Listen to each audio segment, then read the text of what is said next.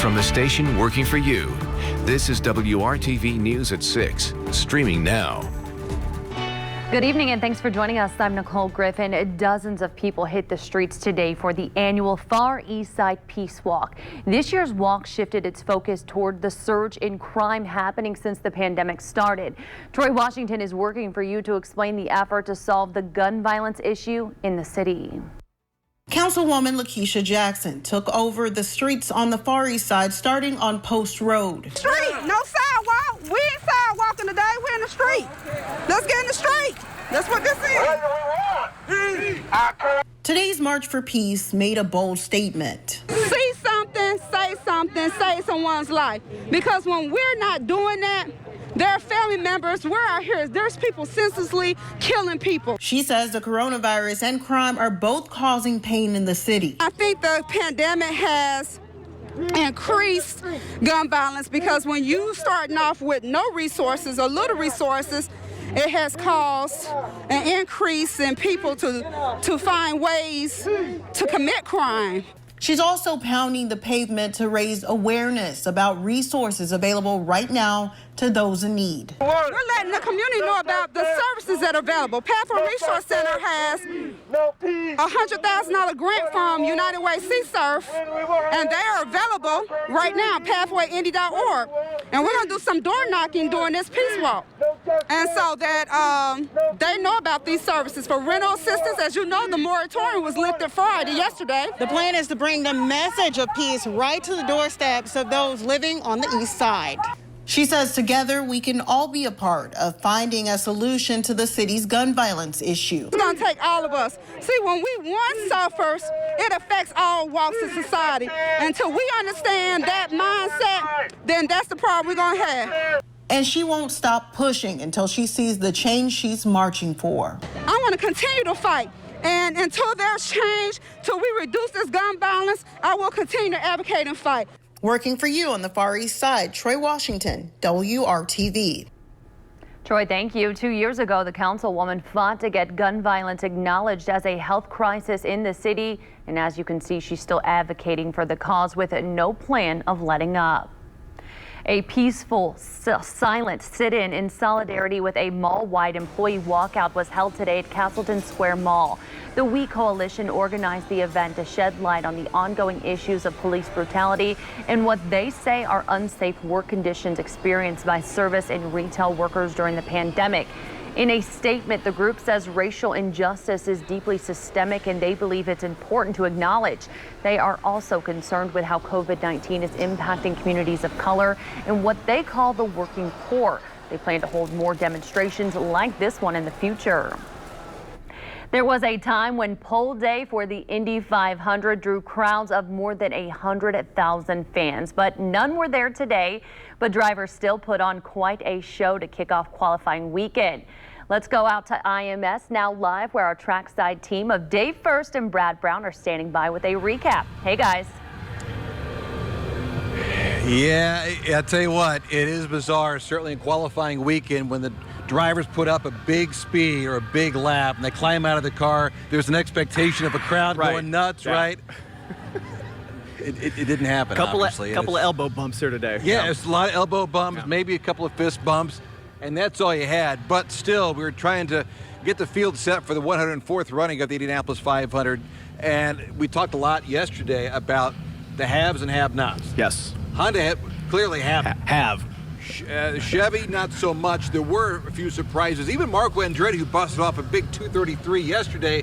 Not that there were disbelievers with Marco Andretti, but he backed it up today in qualifying. And I'll tell you what, Marco had one of those spots in the order that was a little later in the day. You talked a little bit about the cooler part of the day being faster, and those cars did go fast. Well, when Marco went out, kind of in the middle of the pack, frankly, it had heated up significantly versus when they started, but goodness, the kid went out and put up quite a show. It was late in the day, at least in that first qualifying run through everybody. This is around 1 o'clock or so, really, and Marco Andretti in the heat of the day, the 33-year-old from Nazareth, the quickest 231.351. All you had to do was get into the Fast 9 today, and that would advance you to tomorrow's run for the pole. Marco's looking really good right now. Again, 4-lap average, 231.351.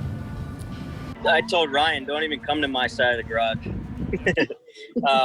No, we got to work together because there's other guys we have to beat as well. It's going to be about little things. It's going to be about getting every downshift right, every shift right, everything we have to do inside the car and the balance, and it's going to be what it's going to be.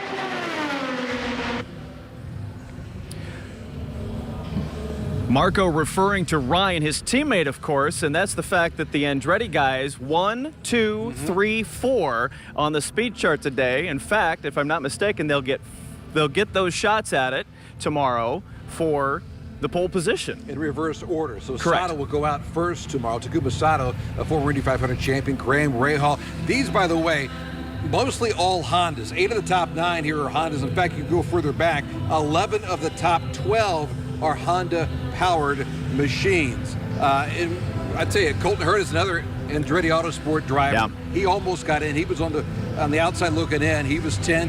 And then Zach Veach, I think there are some real issues with that 26 machine. Veach will end up starting 17th. Then you had some guys, some of the Chevy guys, and that included Fernando Alonso, who I think,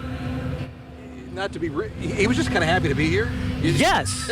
There was no pressure this year. With only 33 in the field, of course, everybody's going to get in. Of course, the big storyline last year was that he showed up here, thought they had it, Kyle Kaiser didn't. bumped him out. And Kaiser bumps him out in that last 10 minutes, and he walks out dejected. Yeah. Gets a chance to come back, though, and go again with the McLaren guys. So take a look at the 39-year-old Spaniard. Again, remember he had that incident on Thursday. The crew did an amazing job to get the car back together so we could practice yesterday. And Fernando Alonso, the two-time world champion, he'll start in the middle of row 9, 26th in the 104th running of the Indy 500. I think everyone is a little bit more relaxed this year, knowing that. But I think this year I was maybe confident enough that in case we need it, there is maybe more performance or more risk to take and go into the race. As last year, we were always on the back foot and always on the limit. So, it's less pressure, yes, for sure, for everyone. But I think this year, the whole event has been a little bit calmer and a little bit smoother for ourselves. I listened in on the rest of the Zoom call with Fernando. Relief was the word that came up a lot. They're going to get some work done in that late practice tomorrow. He's actually staying here inside the Speedway in the motor coach this week, going to explore the city a bit. Yeah. So getting a chance to soak in, even in an odd year like this, a little bit of the 500 experience after missing out a year ago. A little less drama this year for Fernando Alonso. So many other storylines to talk about. We'll do that a little bit later here on WRTV Trackside. For now, Brad Brown, day first, live from the Indianapolis Motor Speedway. Thanks, guys. Certainly a steamy one out there this afternoon. Temperatures still in many spots in the upper 80s, 88 in Bloomington, 87 in Indianapolis. But with that humidity, what it feels like out there, most spots, it does feel like we're in the 90s. Feels like 93 in Martinsville and Greencastle. Had one little shower around Marion, Indiana earlier today, but things are very quiet on radar. There is a cold front, and behind that, we've actually got a few storms in Illinois, but those will be staying off to the north and west of us this evening. Partly cloudy skies, temperatures dipping into the upper 70s by 10. We'll look ahead to your Sunday in just a few minutes. All right, Kyle, thank you. Continuing our coverage of the coronavirus and its impact on Indiana, the state health department reports 15 more COVID-19 deaths. 2,921 Hoosiers have now died from the coronavirus. More than 79,000 Hoosiers have tested positive for the virus. More than 897,000 people have been tested in Indiana, with 8.9% testing positive. Tonight, a local church is continuing its effort to help families who have been impacted financially due to COVID-19. I-Town Church set up at Lafayette Square Mall on the west side today and gave out free boxes of food. A pastor with the church says the food comes from the USDA Farmers to Family grant. Today, they were able to provide 900 families with fresh produce, as well as milk, eggs, cheese, and frozen meat. We talk with a mother who has 7 children and says she can definitely use the extra help with all of her kids at home during the pandemic. We're just riding by, and these wonderful people standing out here with signs. They have smiles on their faces, very inviting. So I just decided to pull over and see what they were talking about. And lo and behold, thank you, Jesus, they were giving away food. Who doesn't need a little extra right now during this crisis? When COVID-19 came along, and we were looking at the public health crisis in central Indiana, we decided it was our time to step into action and get in front of the crisis. We believe the church is the hope of the world, and this is our greatest hour to show our community what the church can do when our city's in crisis. The missions pastor we spoke with says when the pandemic started, church members reached out asking how they could help out those in need. He says since March, they have continued to ramp up their efforts to serve local families. They've done it before, but this time there's something different about the Postal Service's plan to raise rates. Coming up, we'll explain how.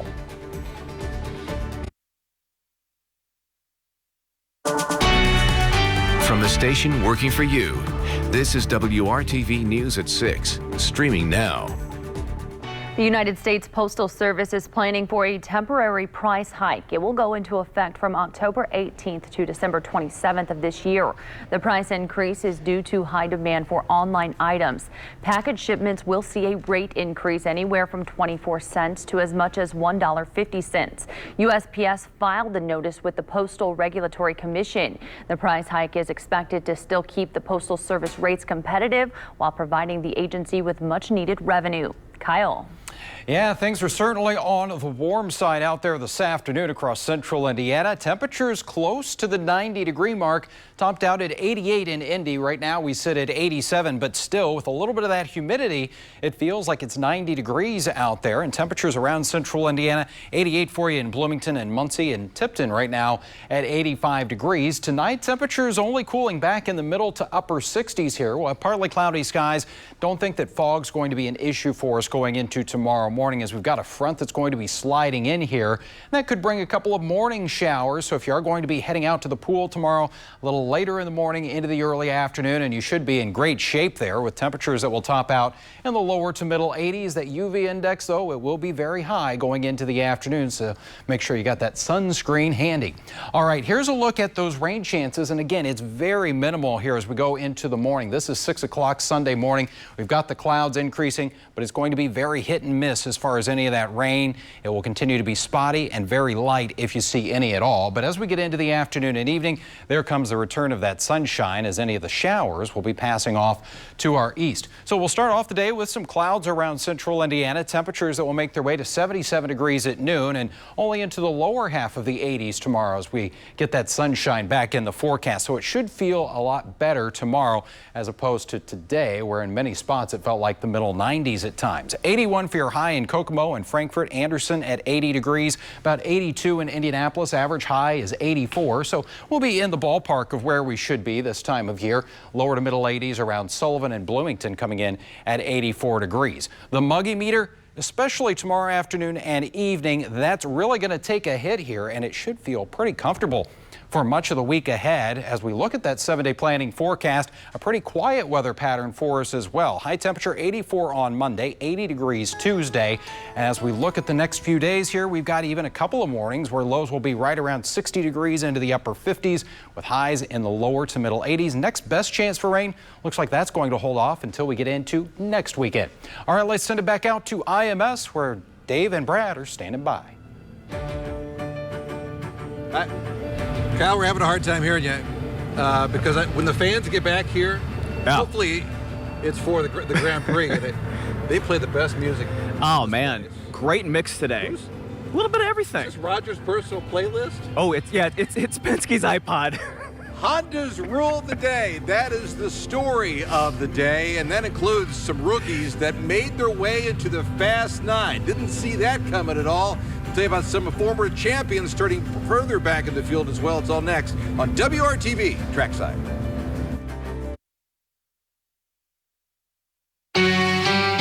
From the station working for you, this is WRTV Trackside, streaming now.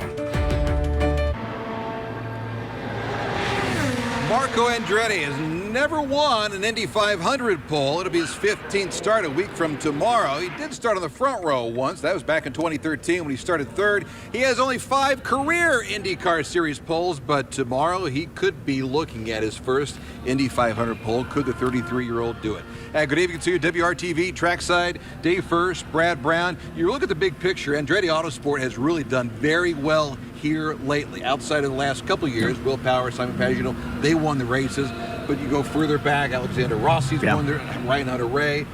Could this be another big weekend, a big race month for Andretti? And I'll tell you what, this wasn't just today. They were good Thursday, they were good Friday, and it's been the collective of this 6-car group that's been very good. James Hinchcliffe working his way into the mix, that new ride that he's gotten with that Genesis sponsorship kind of on a part-time this year. We took a look at Hinch here today. He ran off a fantastic run kind of in the middle of the pack earlier, over 2:31, really put himself together in contention. That clearly he was going to be in the Fast 9 with this group, and I think, Dave, that it's clear that he has worked really well with those Andretti guys in the back, in the front, and every level of this so far. Can we get the mayor a full-time ride?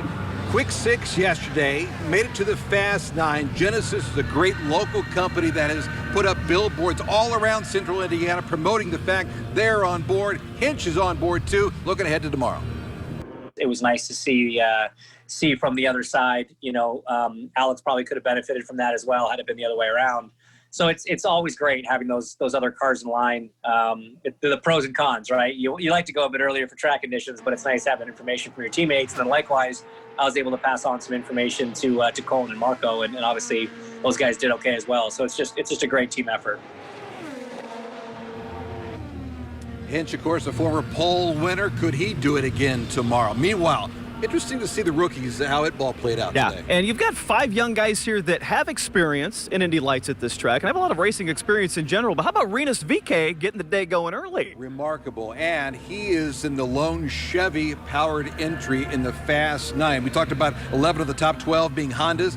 He's got the Chevy. And He's a rookie. And he did. He went out in one of those Ed Carpenter cars early on, had the setup right, put up a big number over 231, made it hold there. The other one that I liked was Pato O'Ward going out a little bit later in the day, gained himself some positions and moved up in the pack. And it was so difficult to do that. Pato was one of the few that could. Scott Dixon went out. He improved his spot. But how about Alex Palou as well for Dale Coyne Racing? This guy's first oval was like a couple of months ago at Texas. Now he's in the Fast 9 at the Indianapolis 500. Just a lot of confidence out of these guys. We had a chance to talk with VeeKay and O'Ward, both of them looking forward to getting to qualifying. For VeeKay, he'll do it again tomorrow. Well, everything that's better than your expectations is just a big win. So I'm really happy. I think the drop from first to second lap was a little too big compared to the other laps, but for the rest, it was my best qualifying ever. I think it's really cool that we're hitting these pretty crazy speeds. I myself joined the 230 mile an hour club yesterday, so that was pretty cool. But yeah, I think just everything narrows down a little bit more, and at least I have definitely felt the difference of power. So VeeKay and Palou will be in the Fast 9 shootout tomorrow. They'll have that opportunity to run for the pole position. A couple more at the back of the pack. Dalton Kellett will be back there, as well as Oliver Askew, getting themselves a chance to run in the Indianapolis 500 for the first time. I love Palou's attitude. He, a couple days ago, posted he was about to break his personal land speed record by going over 230 miles an hour. 4-lap average 231.034 for Alex Palou. Some of the other guys back in the field. Take a look at Tony Kanaan, set to qualify for his, or has qualified for his 19th Indianapolis 500. Chevy guys struggled, and that includes TK, who's going to start further back. He's got a lot of familiar faces, though, around him towards the back of the field. You take a look at row 8. TK is going to be back there with really another surprise. Will Power is going to be on the inside of that 8th row. And then behind those guys, Simon Pagino and Elio Castroneves will start even further back. Hard to believe you'll have 4 former champions starting in the back 4 rows of this race. Interesting day today. Rows 4 through 11 are all set. Tomorrow we'll set the first 3 rows. Fast 9 qualifying. We'll wrap it up here live from the Indianapolis Motor Speedway, beginning with the news at 6. For Brad Brown, I'm Dave First. We're live from the Indianapolis Motor Speedway. The weekend rolls on with a few changes in our weather come Sunday. Could have a couple of morning showers, but again, a lot of us will stay dry here. We'll start off with some cloud cover, though. Temperatures that will make their way to 76 at noon, back into the lower 80s. And as the sunshine returns Sunday afternoon, the humidity will actually start to drop. And it does set us up for a very comfortable stretch of weather here going into early next week. We've got highs in the lower to middle 80s with mostly sunny skies, and we'll keep fairly dry weather going here. Small chance is for some rain on Thursday with a high of 83, but I think a little better chance for some of that wet weather coming our way as we go into next weekend. Saturday around 85 degrees. But overall, Nicole, those highs right about where they should be here toward the middle part of August. All right, Kyle, thank you. And thank you so much for joining us. See you tonight at 11.